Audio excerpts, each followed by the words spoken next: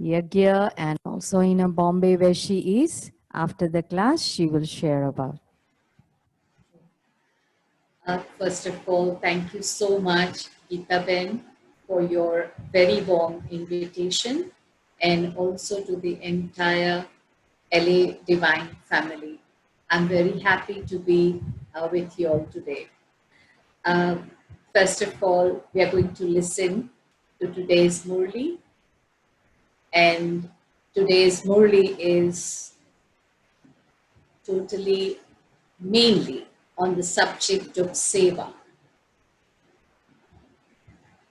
You know, many movies are on different subjects, sometimes on the subject of yoga, sometimes on the subject of gyan, sometimes on the subject of dharana. So today's Murli is on seva, and Baba is saying that the stage of us children should be such that every thought should be connected with world service. I'm just trying to remove the movie from the mobile.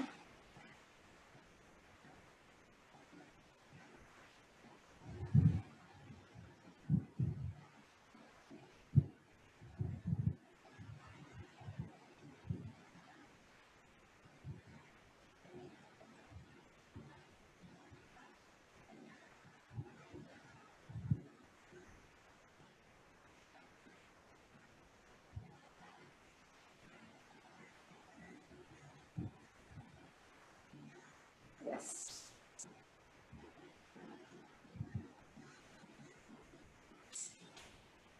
So today's Murli, Baba says that our every thought should be connected with the benefit of the entire world.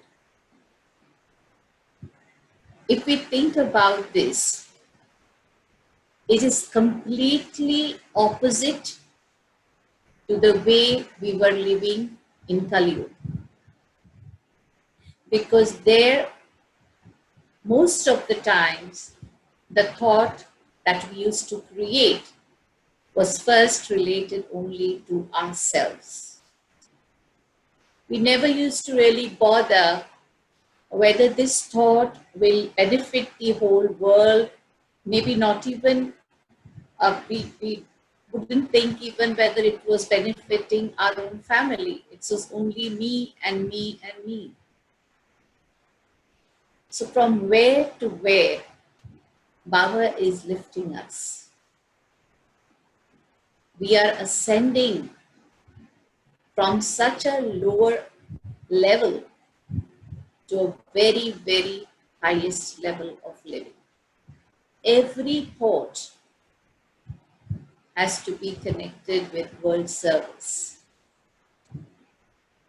And in today's Murli, Bab Dada is actually motivating and encouraging the mothers and the Kumaris to come on stage for service.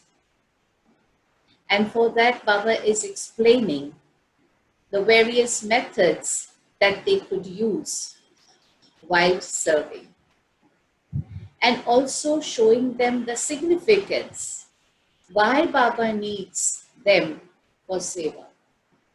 What is happening in the world right now?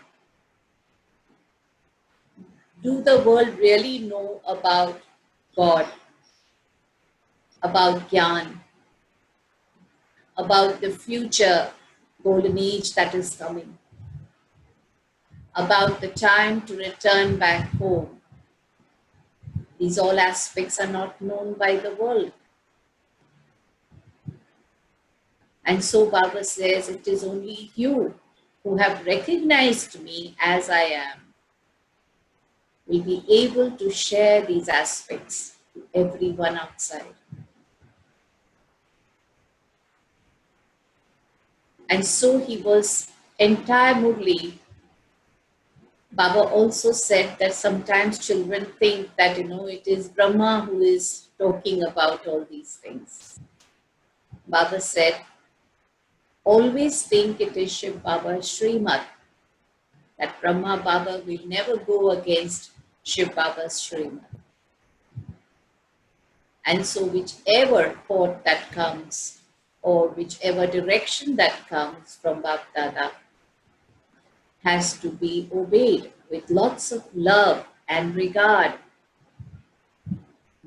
Those who will have so much of regard for Baba will definitely follow Srimad and will definitely be ready to serve. So let's listen to this wonderful Murli of today. Today is 29th May 2020 Sakar Murli. The essence for today is, sweet children, you should have the intoxication that Shiv, whom everyone worships, has become your father, the one who is being worshipped, that also in form of a lingam, an oval-shaped stone. They only know him in that way. And he is now a father, and that you are now personally sitting in front of him. Wonderful. The way the worldly souls look at him and the way we souls have got the fortune of sitting absolutely in front of him. Question. Why do people ask God for forgiveness? And are they really forgiven? There are two aspects of this question and answer. People believe that God will punish them through Dharmaraj, the supreme judge, for the sins they have committed. This is why they ask for forgiveness. So till here it is quite true that Baba has Dharmaraj with him all the time. So the souls remember that, and so they ask for forgiveness in front of God. However, they have to suffer for their sins in form of the suffering of karma. God cannot give them or does not give them any medicine. If they have to experience punishment even in the jail of the womb. And they receive visions of the things that they have done. They do receive visions. Because you didn't follow God's directions, this is the punishment for it. And this applies to us also as Brahmins. We feel Baba will forgive us even if we have made a mistake. Baba says this is applicable to one and all. That you have to face your karma. You have to undergo the punishment, and you will receive even the vision of it, that you have done this mistake. So you know very well what you have done. There is no doubt about it. Today's song is Tune Raat Gawai Soke, Din Gawaya Khake. You wasted your time sleeping at night and eating the whole day. Om Shanti. Who said this? The song is made by human beings. But here, who is saying this? That children, you have wasted your night by sleeping and your day by eating. The spiritual father said this. He is the highest on the high father. He is higher than all human beings, higher than all souls. There is a soul in each one, right? Each human body. There is a soul in each one. You receive bodies in order to play your role. You can now see how much regard there is for the bodies of the sannyasis, so much of praise for the gurus. And this unlimited Father is absolutely incognito. The sannyasis and gurus are given so much of regard, so much praise for them. And the Supreme Father is incognito. You children understand that Shiv Baba is the highest on the high. Dharmaraj is with him. There is no one higher than him. This is why people on the path of devotion, even without knowing truly who God is, they ask for forgiveness. Oh God, forgive me. But what can God do? Here in the world, the government would put someone in jail. That Dharmaraj will give punishment in which jail? In the jail of the womb. The consequences of the actions performed have to be suffered. It is called suffering of karma. You now know who suffers for their actions and what happens. People say, "Oh God, forgive me. Remove my pain and sorrow and grant me happiness."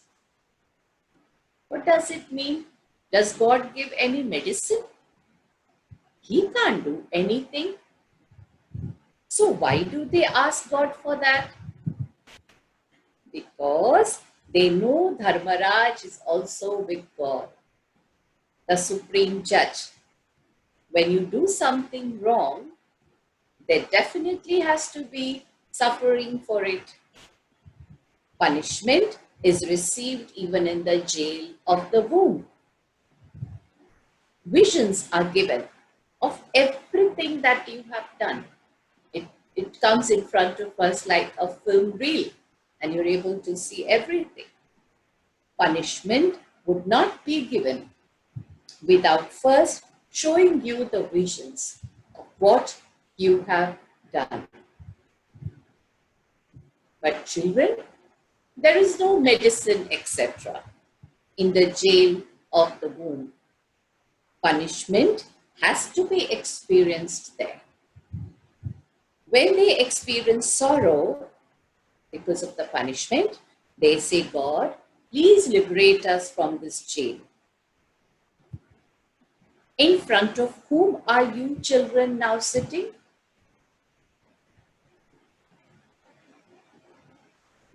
The same Father, and who has Dharmaraj with him? The Father is the highest on high, but he is incognito. Everyone else's body is visible. Whereas here, Shiv Baba doesn't have his own hands and feet. Who would accept your flowers, etc.? If he wanted to, he would have to accept them through Brahma's hands. However, he doesn't accept anything from anyone. We have heard, no? In Sakar Baba's times, some children would bring a very nice knitted sweater for Baba, then a shawl for Baba, and so many things. And Baba would not like to hurt their feelings, so he would take it. But the very next moment when any new child would come in front of him, he would give that away. He would never keep anything with him. And especially when children say they address Brahma Baba saying that we have brought for you. then he would never ever accept it for himself. He was very clear about all that. So Baba says, even Shiv Baba, how can he accept? He can't even accept flowers. However, he doesn't accept anything from anyone. And he always says that even if you're doing something for the yajna, to whatever extent, in whichever way, you're doing it for yourself. I'm not getting anything from it. Even Sakar Baba set an example that in his time, when the first time the buildings were being constructed, Baba did not shift from his small room or the hut. He says, all this is for you children because you are, giving it to the yajna. So all this is being made for you. Shiv Baba or Brahma Baba does not accept. So we have seen that Sakar Baba, in his life, he had very limited pair of clothes, very limited food to eat. Everything was to the minimum. He paid so much attention that he should not be having or eating or keeping anything more than what is just required for him. He set such an example because he didn't want any child to even have a thought as being the chariot of God. Just as Shankaracharya says that no one should touch him. They have their principles, no one should touch him. So too the Father says, how can I take anything from the impure souls? I don't need flowers, etc. On the path of devotion. Temples to Somnath, etc. are built, and lots of flowers are offered. However, I do not have a body of my own. How could anyone touch the souls? In India, we have this festival of Ganesh, and there is a very huge Ganesh in one of the places in Mumbai. And there are long queues to go and see that, have the darshan of Ganesh. And people stand there for 24 hours or sometimes 48 hours to get a darshan. And especially the VIPs and the very important personalities, when they go, they have this longing to touch that feet of Ganesh. And here Baba says, how can even I accept flowers from impure souls? Impure ones are not allowed to touch him. Today, they may be saying, Baba. It's true. We know that Shiv Baba is beyond all that. But when Baba comes to meet us in Sakar, at that time, it is so important that who is coming to meet Baba. Many times in Sakar Murli's Baba says that the sisters have to take a lot of care whom they are bringing to meet Baba. Today they may be saying Baba, whereas tomorrow they would become residents of hell. Baba wouldn't even look at such ones. See, the Dharmaraj root, the form of Dharmaraj is very, very strong.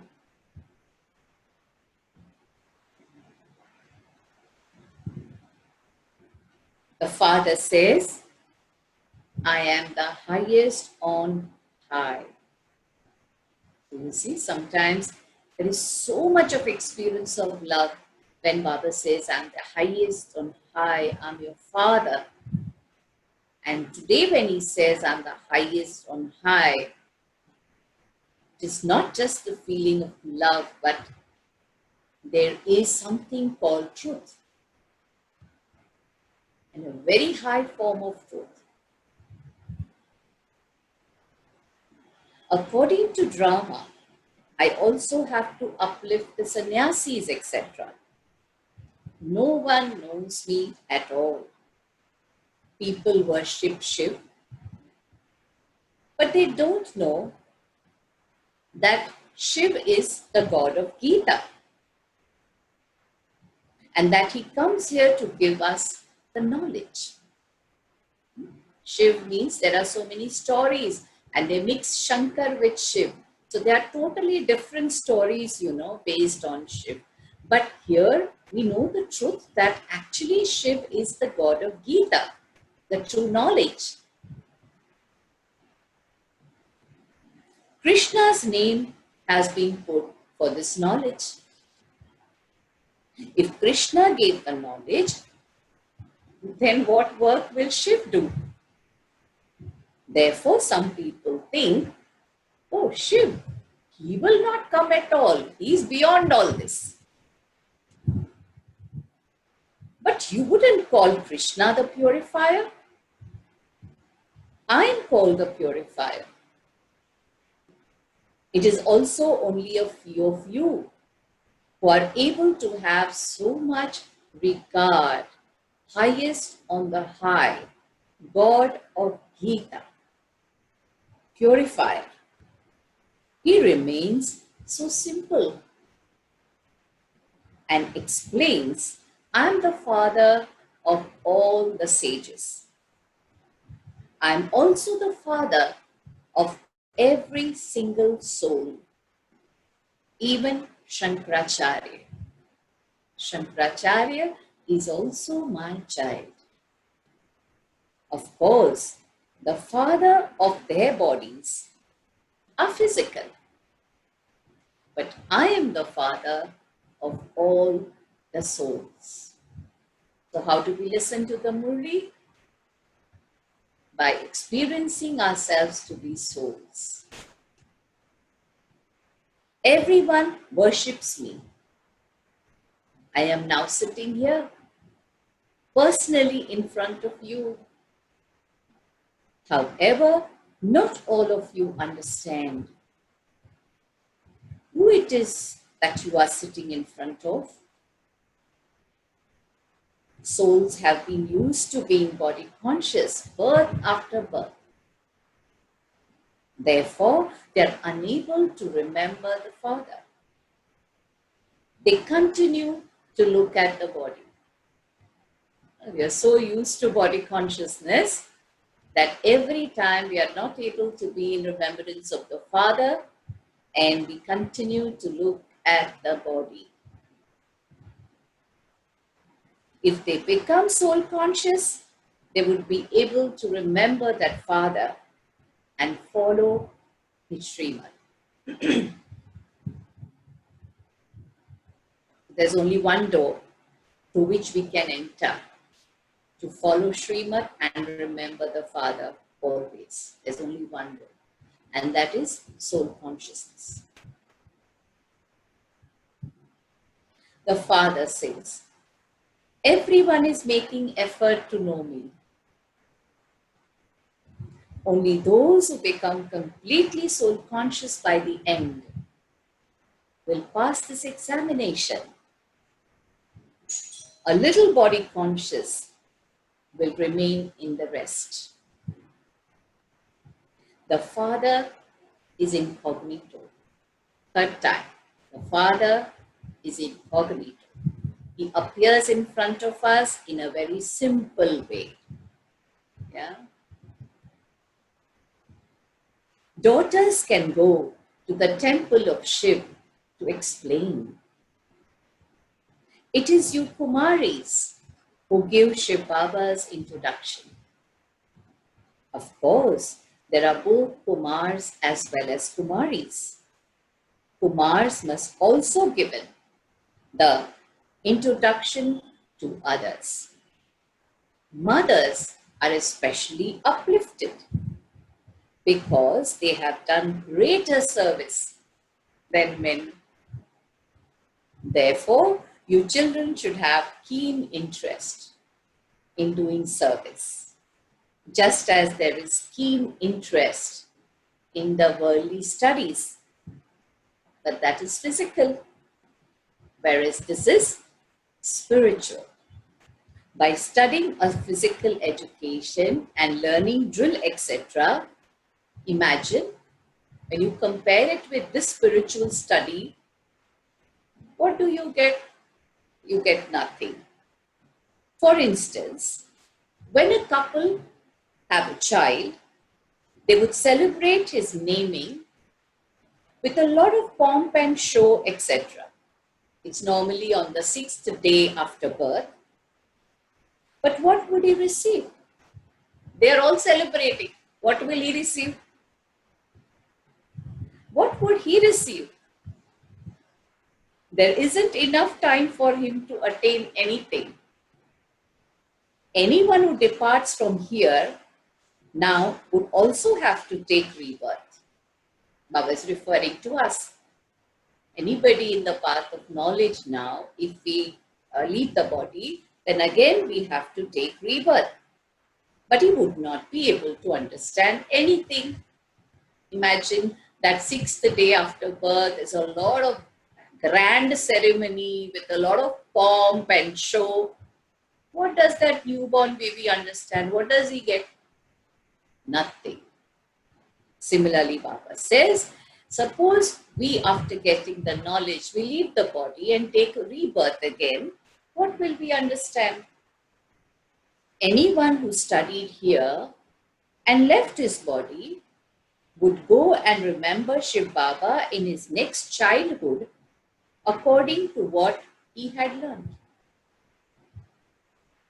Again, it depends upon the quality of efforts that you have made in this birth. That will make you experience what you're able to understand in your new rebirth. This is a mantra. If you try to teach a small child, he's not going to understand anything about a tiny point, etc.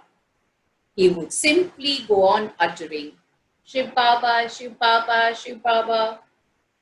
Remember Shiv Baba and you will receive the inheritance of heaven. If you explain to him in this way, he would be able to go to heaven, but he wouldn't be able to claim a high status. There are many such children who come and like that newborn baby in the new birth, in this birth itself, they go on saying, Shiv Baba, Shiv Baba, Shiv Baba. And then these final chords will lead them to their destination.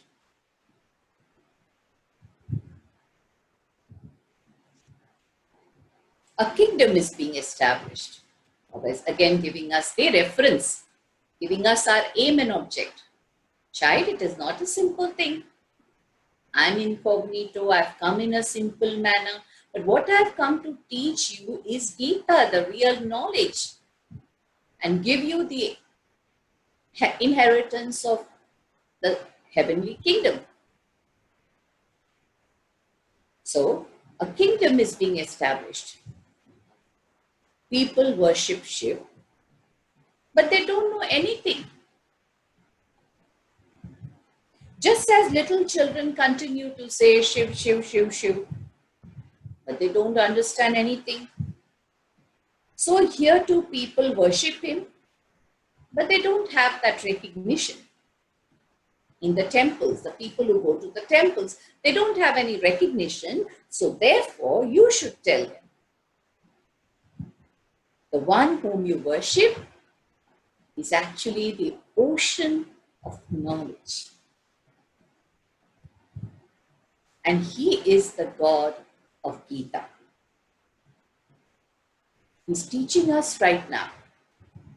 No other human beings in the world would say that Shiv Baba is teaching them Raj Yoga. No one in the world knows this and would be able to tell us that Shiv Baba is teaching us Raj Yoga. Only you children know this, but nevertheless, you too forget it. God speaks. Lust is the greatest enemy, and it has to be conquered. Renounce the old world. Hatha yogis are only limited renunciates. And the one who teaches them that is Shankaracharya. And here this one is Shivacharya, Shiv the teacher. He's teaching us. Will you ever be able to say Krishnacharya? There are people who are named as Krishnacharya, but you can't say this name for Krishna himself. He's a small child. There is no need for this knowledge in Golden Age where Krishna is. So, you children can do very good service. Wherever there are temples to Shiv, you should go. If the mothers go there, that is good. But if the Kumaris go there, it is even better. Tell them, we now have to claim a fortune of the kingdom from Baba. The Father is teaching us. And we will then become emperors and empresses, addressing the deities who are there in the temple. You can say, then we will become the emperors and the empresses. The Father is the highest on the high. No human being can give us such teachings. This is the Iron Age. It was their kingdom in the Golden Age. The deities, the emperor and the empresses, their kingdom was in the Golden Age. And today it is Iron Age. Then, how did they become that? Who taught them Raj Yoga so that they became the masters of the Golden Age? The one whom you are worshipping right now is teaching us and making us into the masters of the Golden Age. As if Baba is practically telling them there and then, this is how you can explain.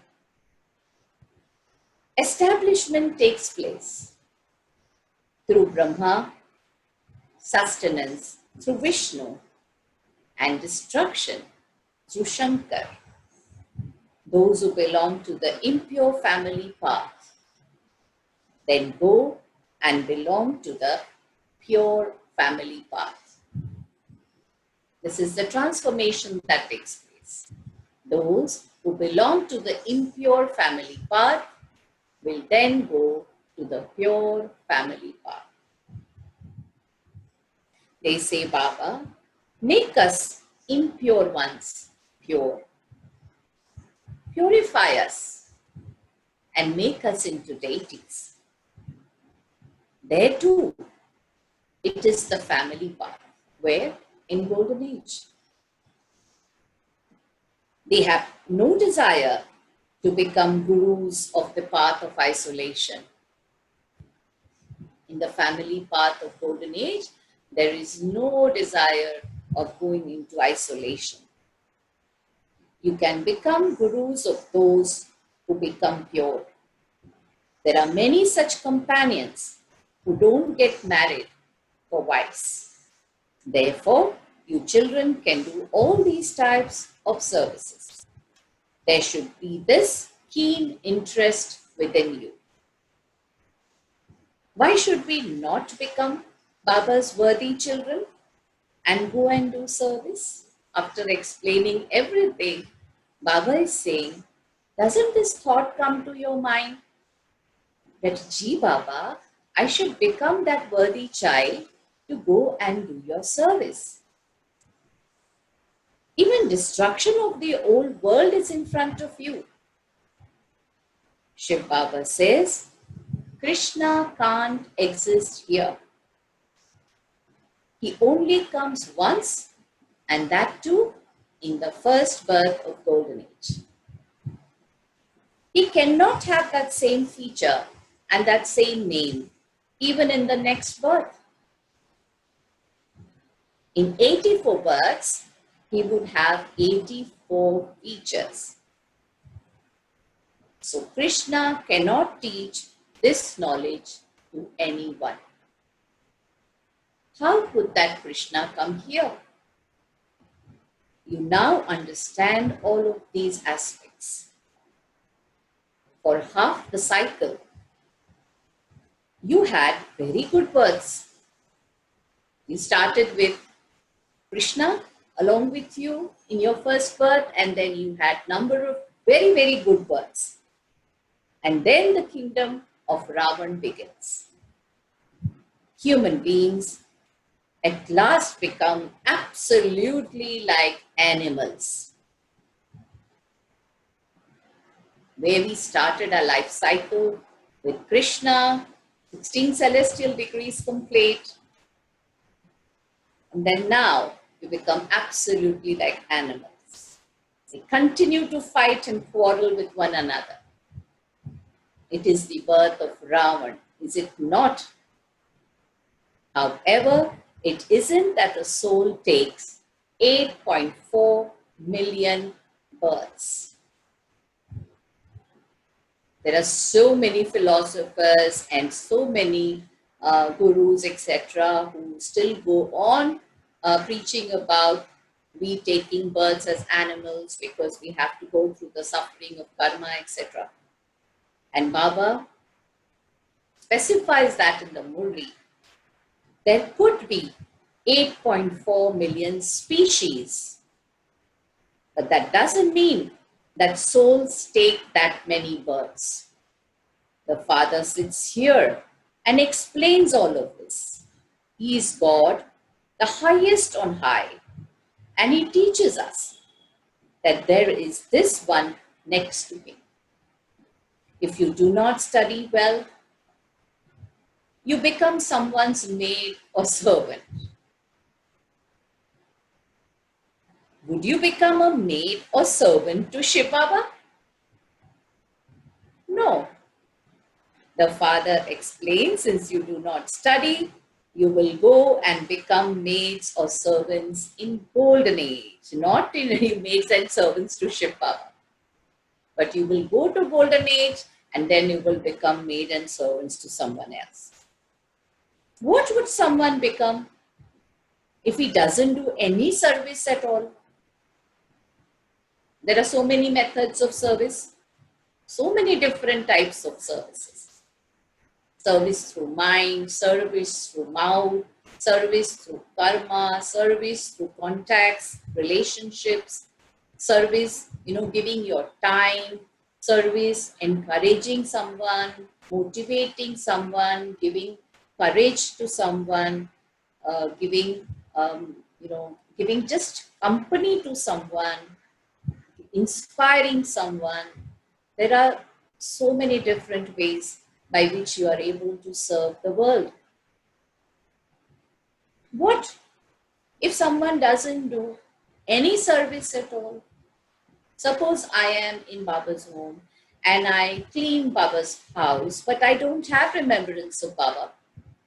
It's only that I feel it's my duty, I have to do this. Will that karma be accumulated? Not necessary. Only if there is soul consciousness and there is the remembrance of Baba, then that karma of mine will be accumulated.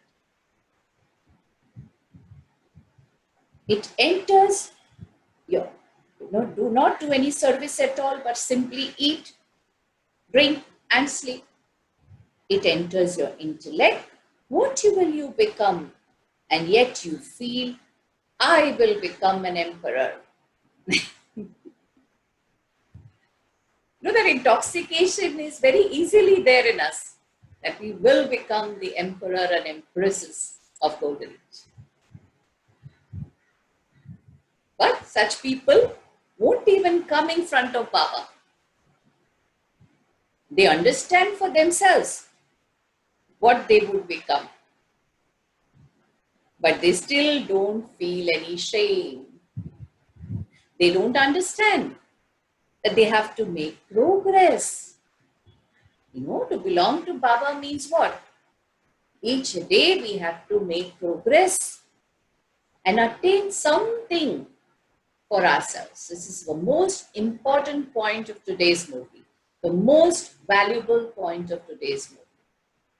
And once we have become Baba's child, we have become a Brahmin, we have become a one in the confluence age, then every day there has to be progress and something that we attain for ourselves and then available for all others around us. This is why Baba says, do not think that it is this Brahma who tells you these things. Don't think like that. Always consider it to be Shiv Baba who is telling you. You have to have regard for Shiv Baba, highest on the high, purifier. Otherwise, a lot of punishment will have to be experienced from Dharamraj, not because you didn't have respect for Shiv Baba, but because of the karma done because of not having respect for Shiv Baba. Dharmaraj is with him. Kumaris have to become very clever. It shouldn't be that you hear something here, but as soon as you go outside, it's all gone.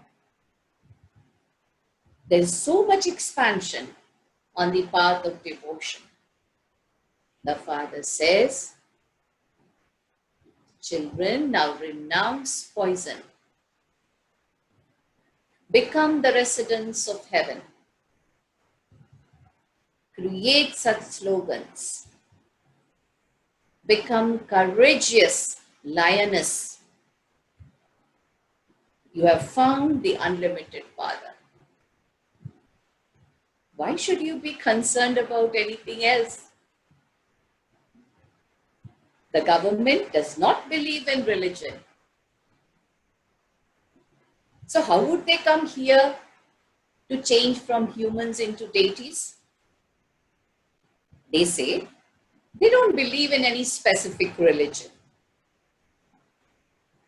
We consider everyone to be one and the same. That is how they say. Then Baba says, okay, in that case, why are you fighting and quarreling? Because there is falsehood. And nothing but falsehood everywhere. There is no trace of truth anywhere. That is the reason why there is so much of fighting and quarreling.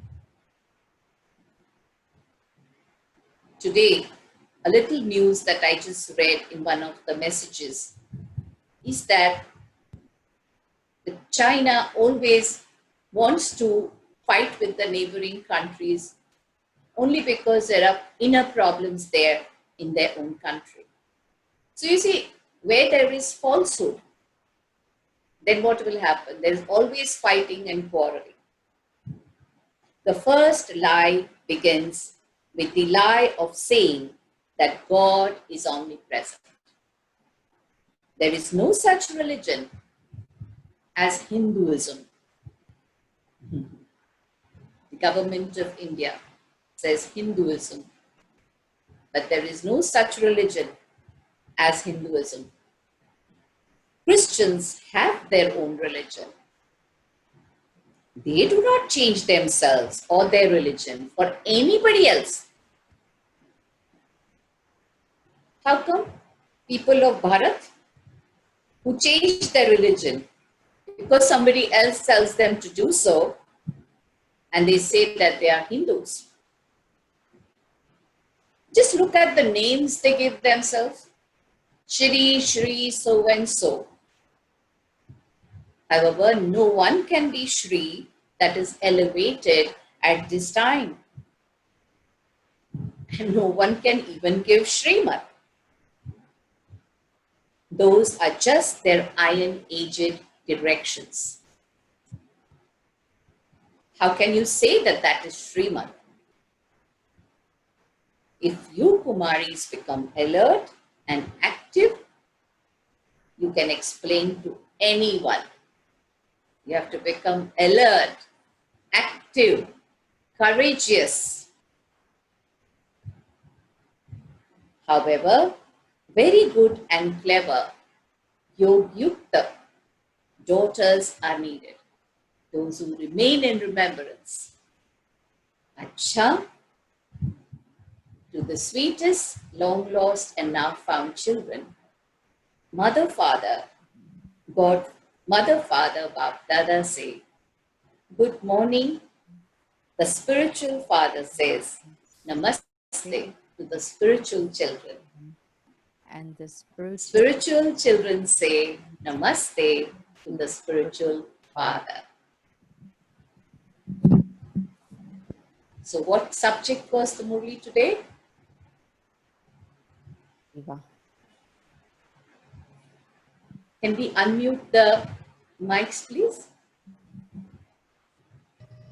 We know who can answer, so we can, otherwise it's like the honeybees will be around. Okay.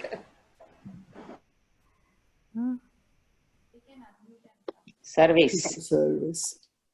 Yeah. You can unmute and you can talk. Uska unmute. Service in thoughts, words, and actions.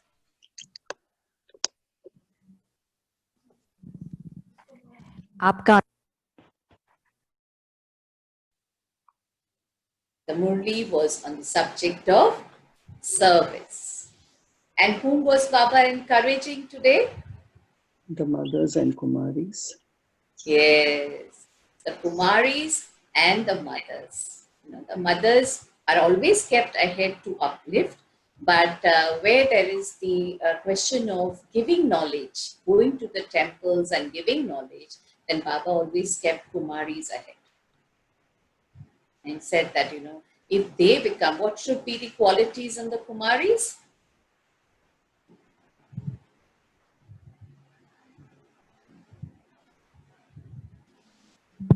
Alert, clever, active, courageous,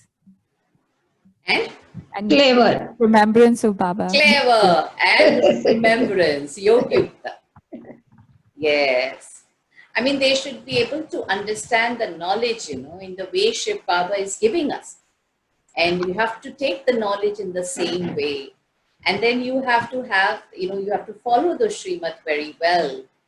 Then such Kumaris can do wonderful service, wonderful service.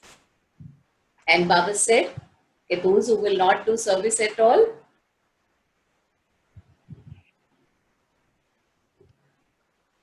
They'll receive punishment. will be servants and punishment. maids. Yes, Baba said they'll not become my maid and servants. They will become maids and servants in the golden age. Golden age. For Baba, we all are like, kings. For Baba, we all children, whoever we are, whatever we are all like these Raja Betas, we are like the kings. So he never says that you will become my maid and servant, not at all. You will Kreenaben become is maid. traffic control now, so let's Okay. get the hour is 7. Okay.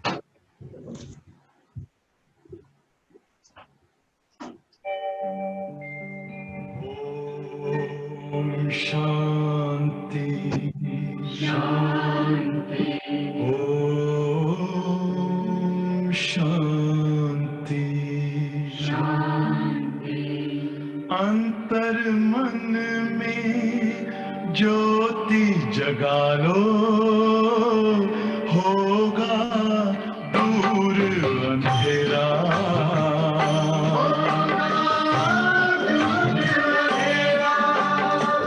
Shiv का कर लो ध्यान आ रहा पावन पुण्य सवेरा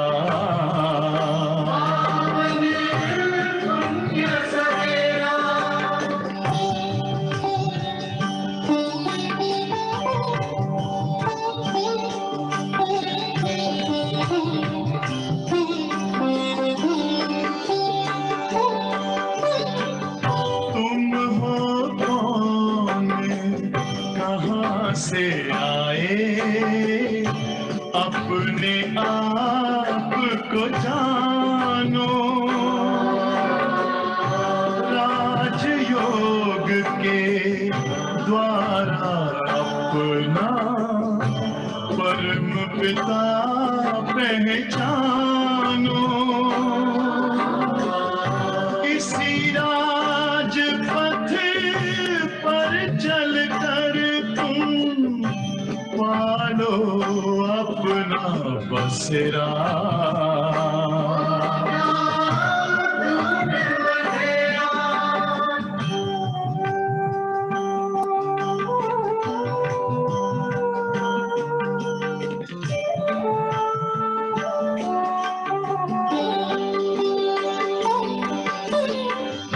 तुम हो आत्मा तन से प्यारे परमात्मा को प्यारे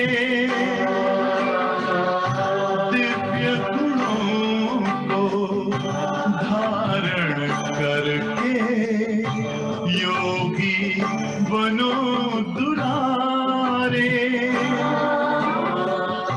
ज्योति बिंदु ही तोड़ेगा ये माया मोह का घेरा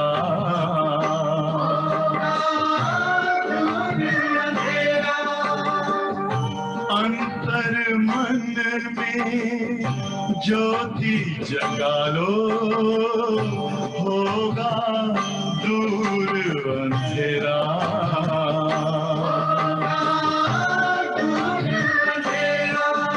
Om Shanti Om Shanti Om Shanti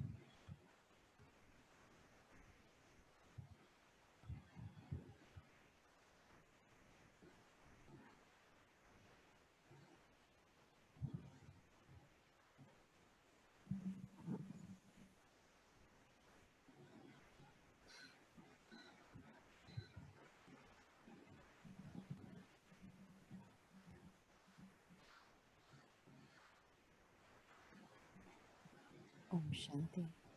Yeah. Sorry, just a second.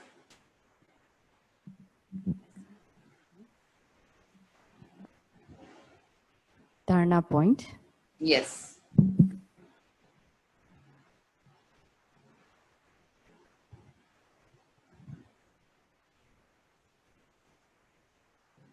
Yes. Today Baba said,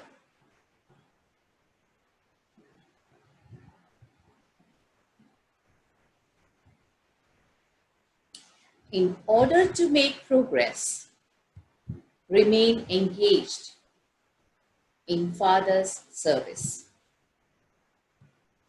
In order to make progress, remain engaged in Father's service. Simply to eat, drink, sleep means to lose your status. Because we already have sanskars of golden age, where we do not have such a hectic schedule. We are relaxed, but at the same time, we are not lazy, we are not careless.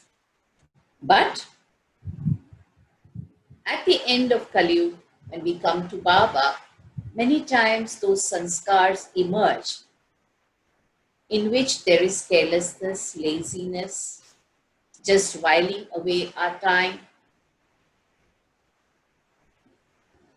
Then we will lose our status.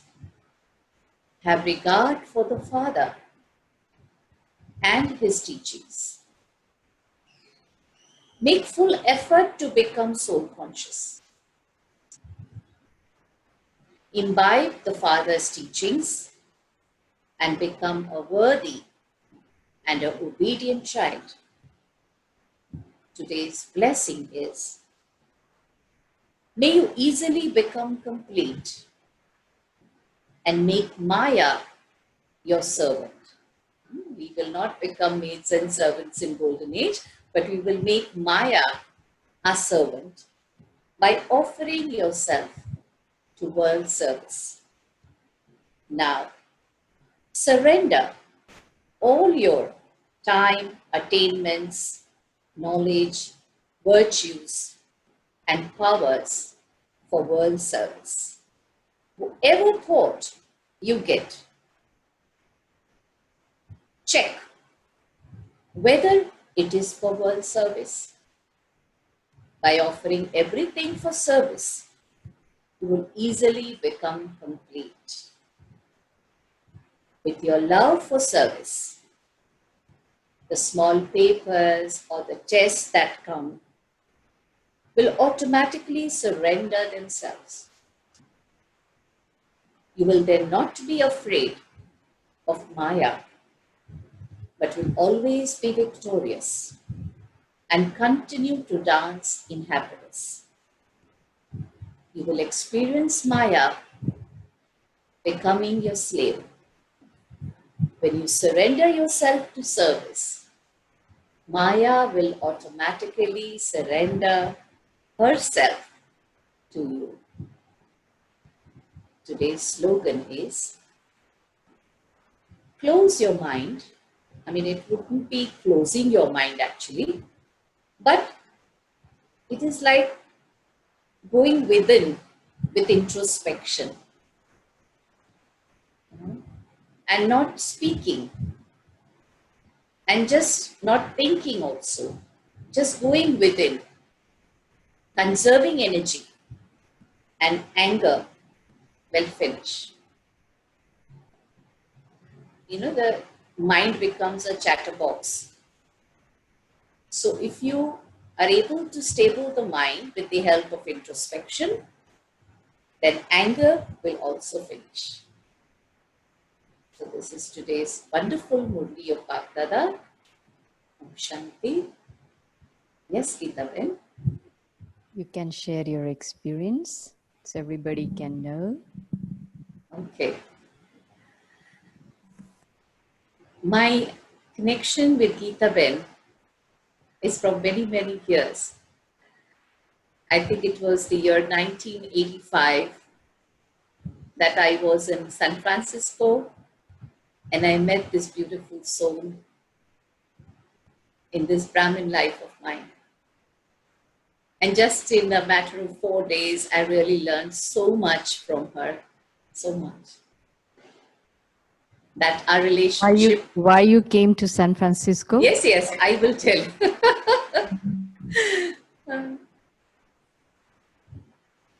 See, she's not able to accept her appreciation. Kreenaben? Okay. So, actually, I came in knowledge in 1976 when I was just 11 years old. And at that time, when I did the 7 days course in the children's class, what remained in my mind, even after the 7 days course, was soul and supreme soul.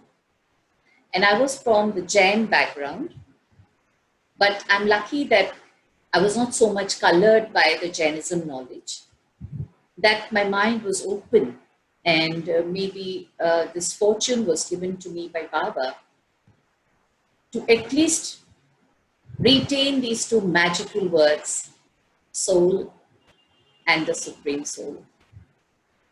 I immediately accepted Shiv Baba as my father, but nothing more than that.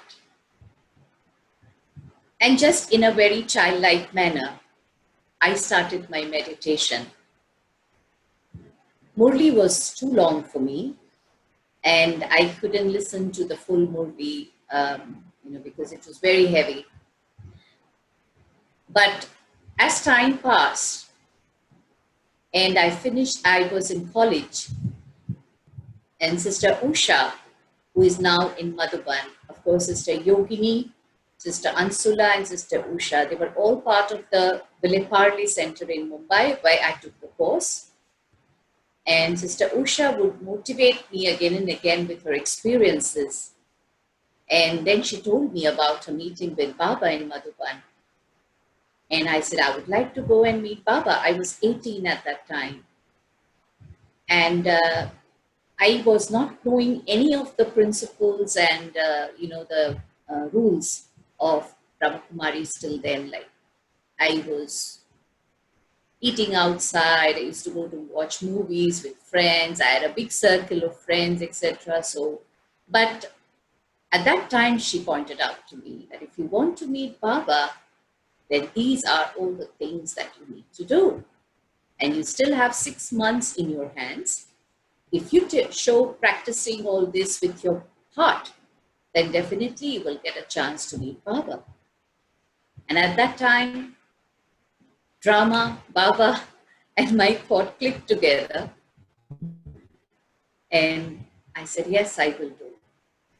And I started practicing all that. And in 6 months' time, the time came to meet Baba. And I went to Madhuban. And when my chance came to meet Baba personally, till then, as I told you, it was soul and supreme soul. It was soul and supreme soul. But when I met Baba and I saw a ball of light in front, and the two eyes were Brahma Baba's eyes, I could feel that because Gulzar Dadi's body was there, but I could feel the presence of Brahma Baba, which I had never acknowledged till then. Never. So I was not truly a Brahmin. But at that time, I could feel his presence and Shiv Baba, of course. And the soul said at that moment that, Baba, I'm yours and you're mine. So I became a Brahmin, a BK, on that particular moment when I recognized my relation even with Brahma Baba. And when I came back, again, as Baba says, when you come till Abu Road, the intoxication becomes less and all, in the sense of Murli, because Baba gave me a blessing at that time that you are seated on my heart throne. And I was completely not in my body conscious. So when I came down the stage, when I came into body consciousness to some extent, I got scared, and I said, Baba, how can I be seated on your heart throne? And Baba said, the word that I could listen from coming from Baba's side was Murli. But when I came back to Mumbai, again, my process of understanding Murli was always difficult. Till a time came when I completed my college and I came on the request of Sister Yogini to spend some days in the center in my vacation after my graduation. At that time, a youth march was being organized from 18 different places in India, and from our own respective city, we had to reach Delhi. So suppose we had to walk from Mumbai to Delhi, it took us 2 months and 10 days. So like that, from different parts of India to Delhi, we had to walk and reach out to different villages and cities to give Baba's knowledge. So it was also a social cause, it was also a spiritual cause. And it was the first march ever organized. So there was so much excitement, there was so much of determination, there was so much of intoxication in every participant. There were 570 participants total. From Mumbai, we were 24. I was the youngest in the group.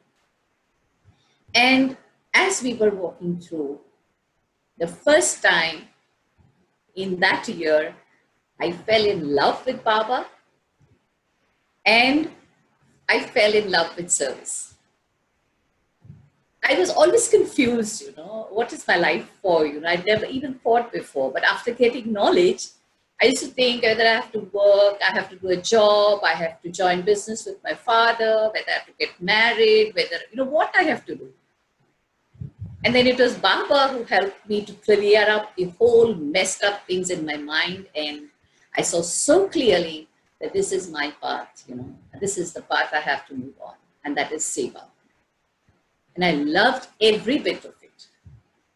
And then when we returned back from there, we all had gone to Mount Abu, and for the first time, we all climbed from Abu Road to Mount Abu.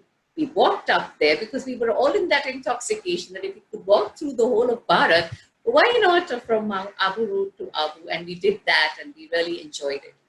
And there was a gathering there of about 5,000 people, and all dadis and dadas were seated in the front, and I was told, along with other two sisters, to give our experience of the Padayatra, of the march, in English. And I didn't know the purpose of it. So yes, we did that. And then after that, I came to Mumbai, and in just 9 days, I got a telegram from Dadi Prakash Maniji that I'm selected as the representative of the entire walkers to go to USA and take part in the United Nations organization, which had their youth year that year, and they had a specific program for all the youth projects that had taken place. So I was the only Indian in the entire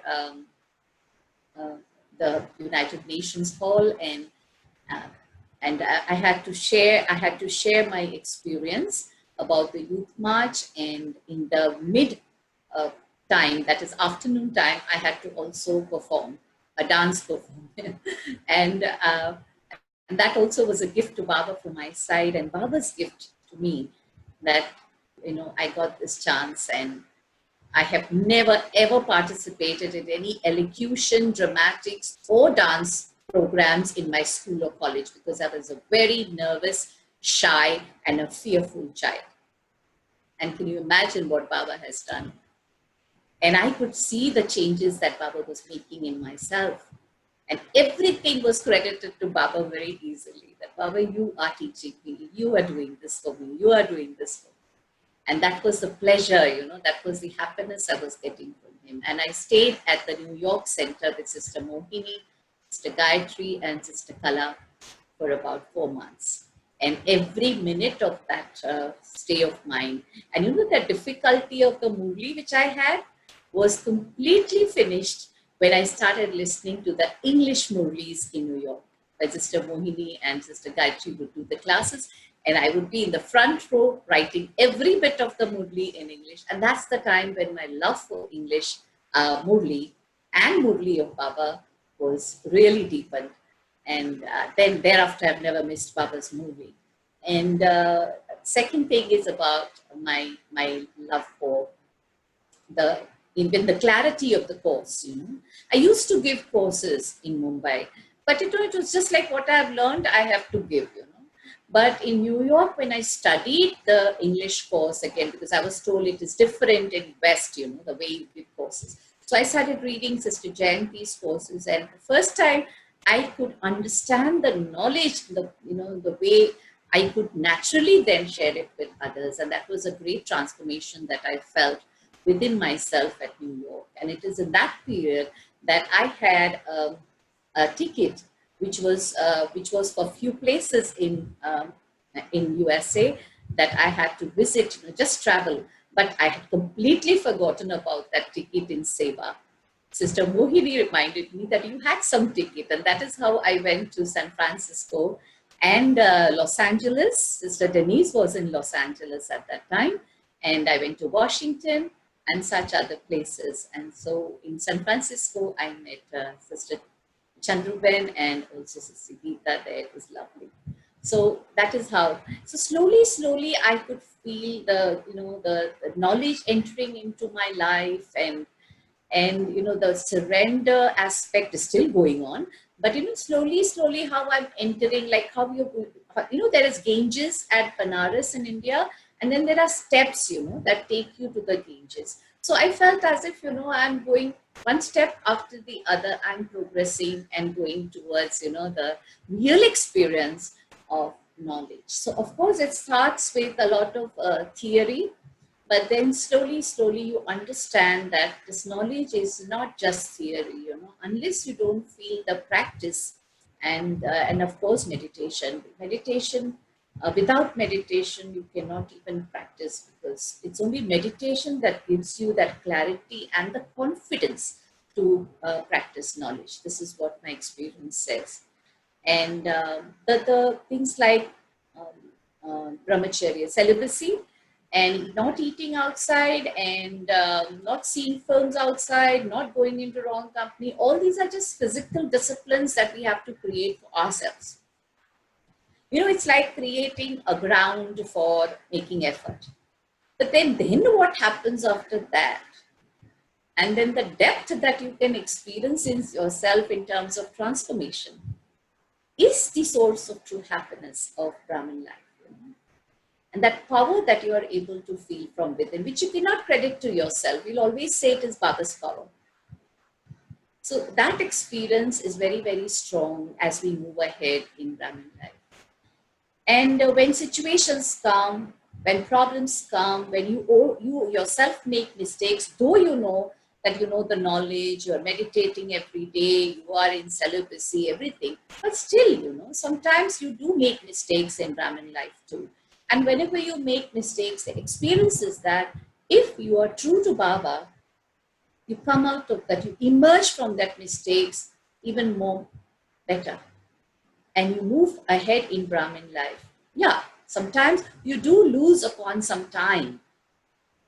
But I feel the Almighty Authority is there to take you towards your destination.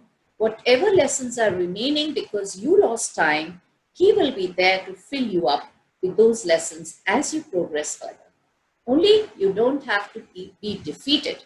You don't have to leave, you know, thinking that you're not able to do it. So unless, you know, you don't think that, you know, Baba is there always to help you, to make you reach your destination. So that is how there were many, many chances or in terms of service, very big and nice chances of service that I have received in my life. And I would always, I cannot let, I mean, I have to thank Baba a million times for that. And yes, our weaknesses are there in their own places, and I'm in the progress of just like this crucial time that we have got of because of our dear Corona. We have got this time to be completely with ourselves, and though we have this online services, but there is more time now to be with our own selves and introversion, solitude. And I think all this is giving us so much clarity about which weaknesses are still to be overcome, and how much more power we require to overcome these weaknesses. And so I'm really happy about my Brahmin life, and I know I feel the same with all of you all too. Each one of us have our own stories and our own relationships with Baba, and we all love being in this Brahmin family at the Confluence Sage. So all the best to all of you all. Thank you. And I can end the session with some meditation. Maybe one song, or Yeah. what would you like to have? Just one thing. Anybody have any question to ask before we go into meditation? So everybody's contained, yeah? Yeah. I have one question. Okay.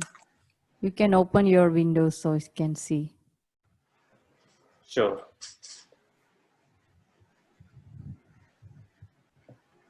I wanted to ask you, when you said that you went on that big march, and that what at that time you felt like you really fall in love with Baba. So when you reflect back, what about that whole march was that made you fall in love with Baba? Okay, what was exactly, what was that that made me enjoy and love Baba, right? Yeah, when you look Okay, back, what it's is the like, specific thing you're yeah, asking? Okay, yeah. okay. First thing was that the whole march was a completely new concept for me. Never done this before in my life. And it was like, I felt it was beyond my capacity.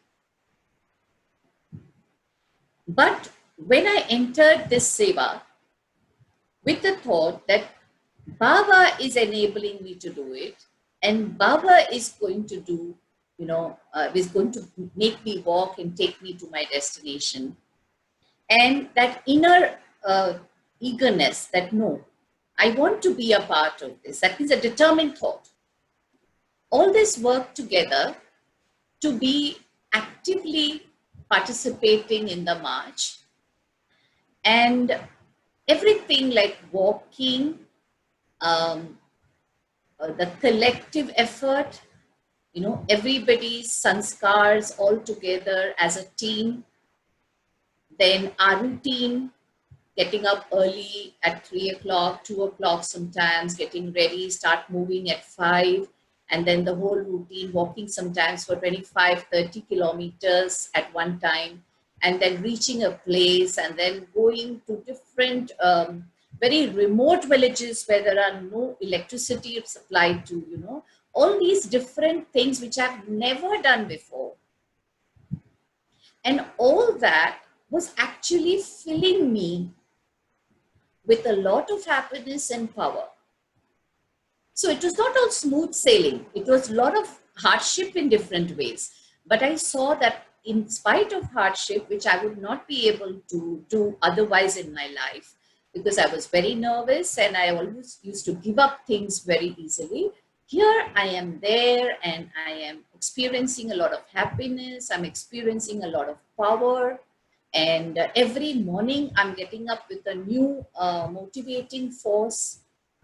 So all this new experience in my life, created, and then my meditations, in that marches, in my meditation while sitting and meditating, anytime, anywhere, and then getting connected with Baba very beautifully, all this,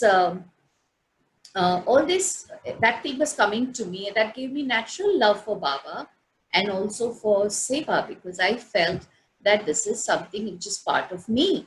I mean, it's not something external. It is something that is me. I felt like that. I got very connected, naturally. So that gave me a lot of happiness and power. Yeah. Okay. Thank you for sharing. So it's like that 2 months of intense effort in a way, and then finally reaching your destination, which you do that. Yeah. And then this collective. True. I think it was that.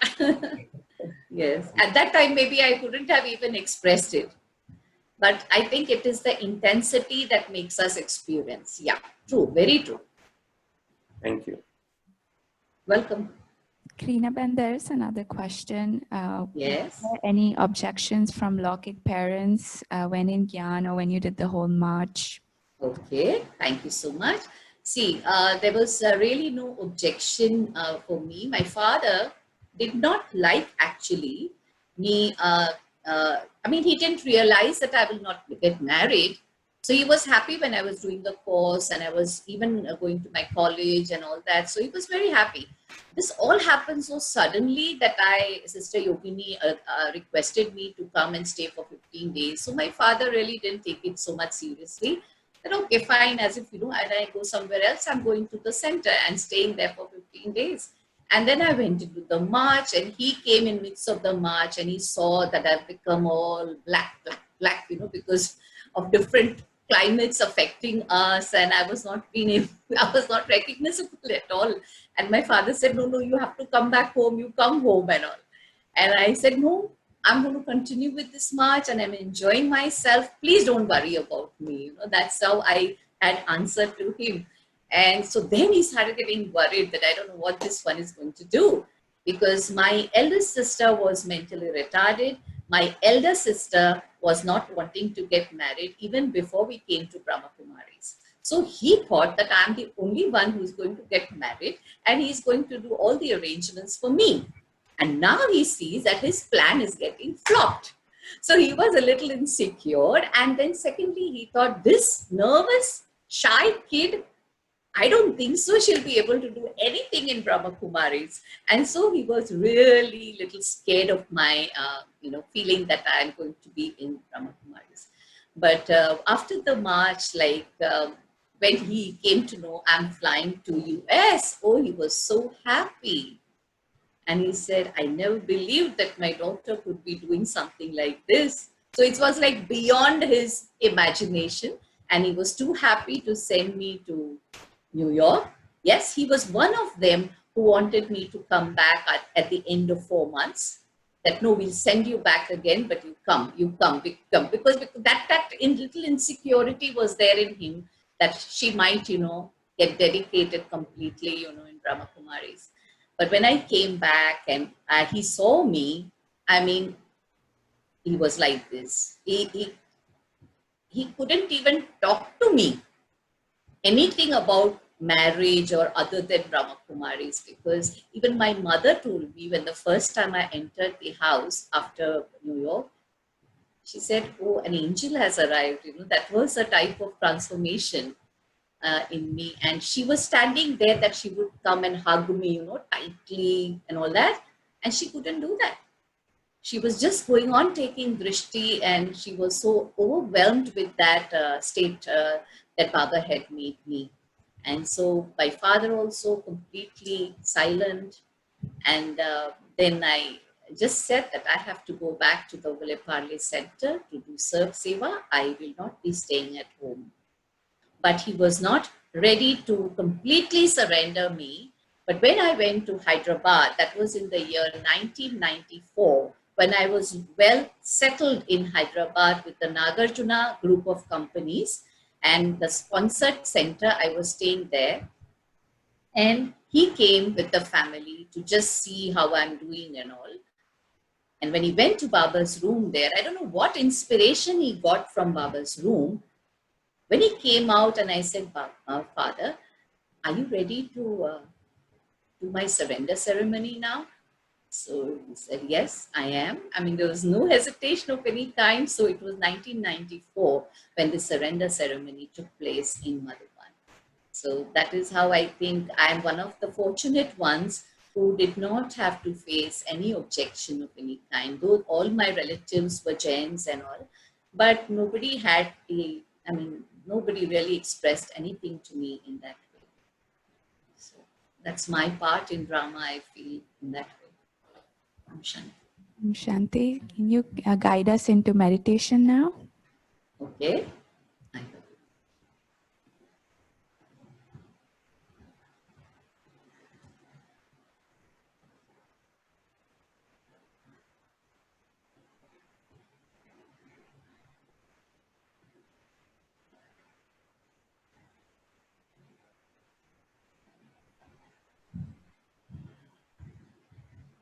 So the very first step,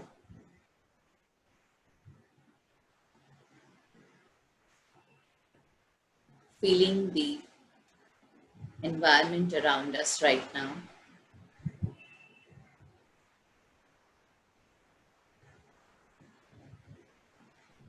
And also feel your emotions and feelings right now.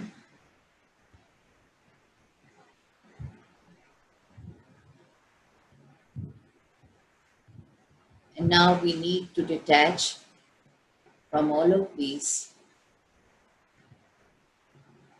from the external environment as well as our own inner feelings and emotions connected with any situation.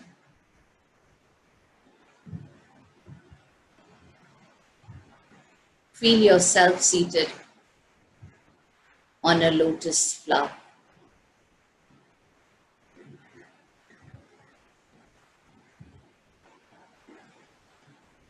In your body of light.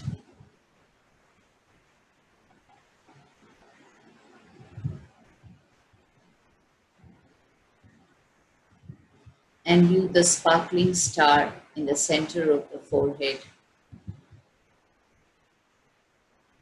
just in front of the brain.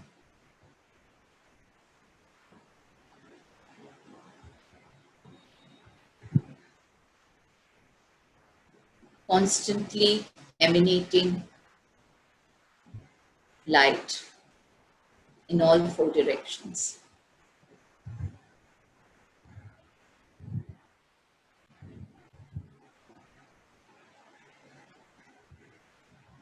The colors of the light constantly changing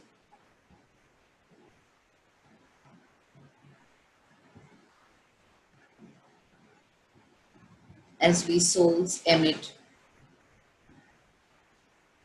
the energy of our core values, our eternal sanskars towards one and all. Sometimes love, sometimes peace, sometimes power,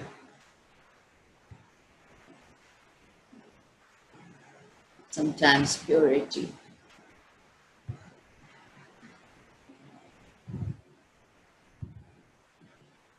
There is constant flow of different colors of light emerging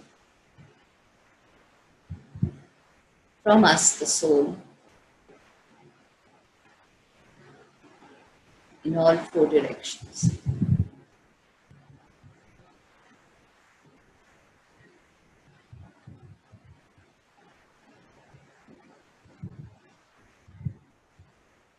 And a powerful ray of light from the highest on high, a Supreme Father,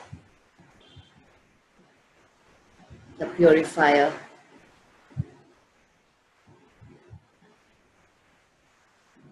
is getting connected with us, the souls.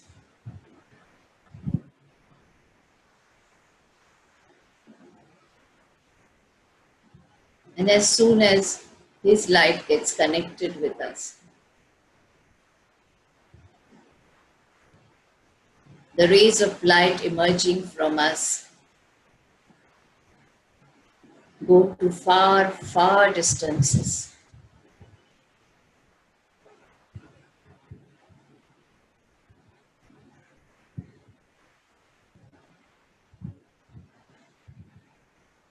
Spreading in the entire universe.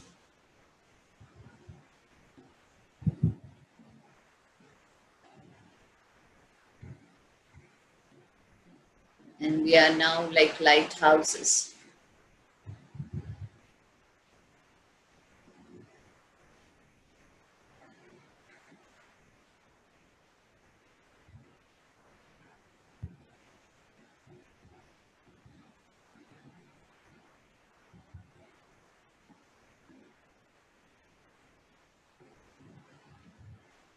This light from Shiv Baba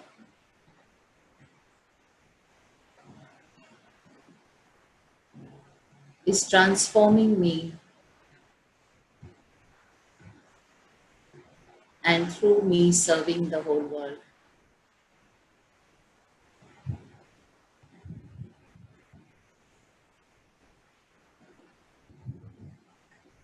I can see I am in this constant process as a valuable instrument of power.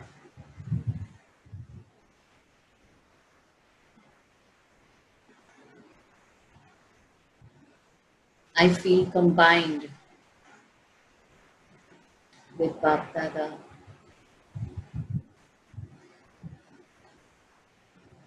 for world seva.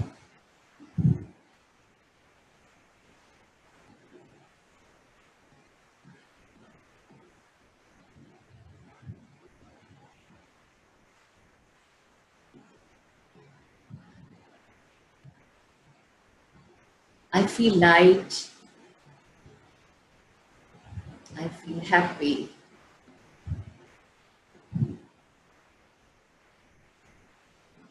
I feel unaffected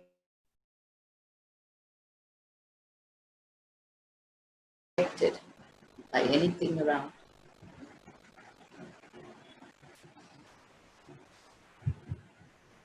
I'm able to truly love myself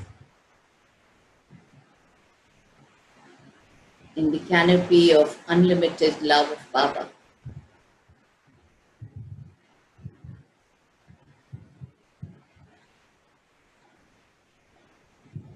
And this true love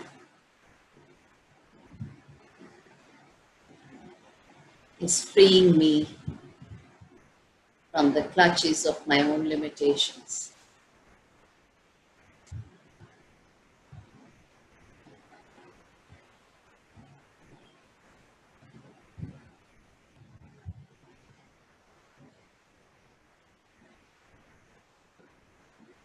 And I make myself available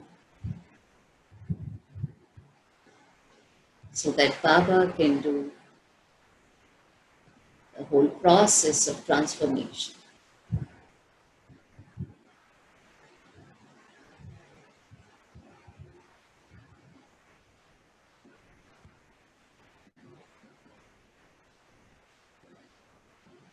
I can only thank you, Baba,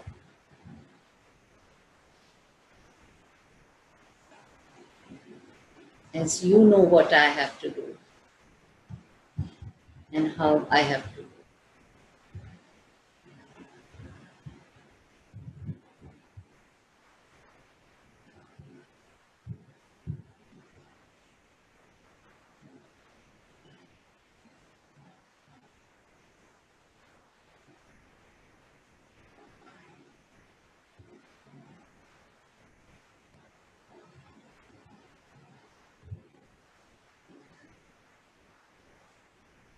I come back to play my role in the Sakar form, retaining this experience with me.